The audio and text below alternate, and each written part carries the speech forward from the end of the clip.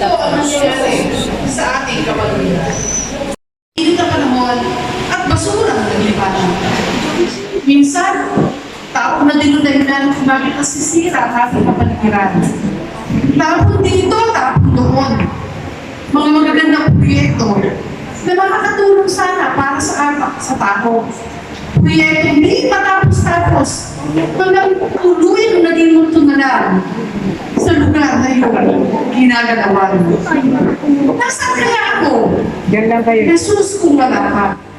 Maaaring nasa mali na lang ako o sumasabay na lang sa agos ng mundo.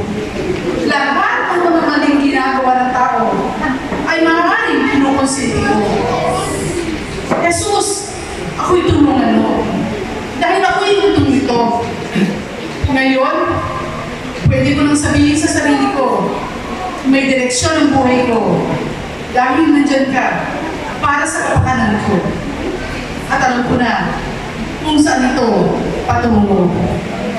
Buti na lang, katiwala tayo. Na siyang susi upang may magsumbong sa Panginoon. Tunay na may malasakit at nagmamahal sa kapaligiran. Sabi nga ng Diyos sa kanyang salita, lalamin natin ang tao ayon sa ating wangis, ayon sa ating larawan, ayon sa ating wangis at pagkaroon sila ng kapangyarihan sa mga isda at sa mga dagat, at sa mga ibon sa ipapuwid, at sa mga hayop, at sa mga lupa, at sa bawat umuusad na nagsisimusad sa ibabaw ng lupa. Kung ang tingin ng tao ay madumi na ang mundo, dahil sa mga taong sariling kapakanan lamang ang iniisip, ito na ang panahon, mga kapatid. Magkaisa tayo. Magkaisa tayo upang ang kapaligiran na ito ay maging maayos, malinis, at kaaya-aya sa paningin ng lahat.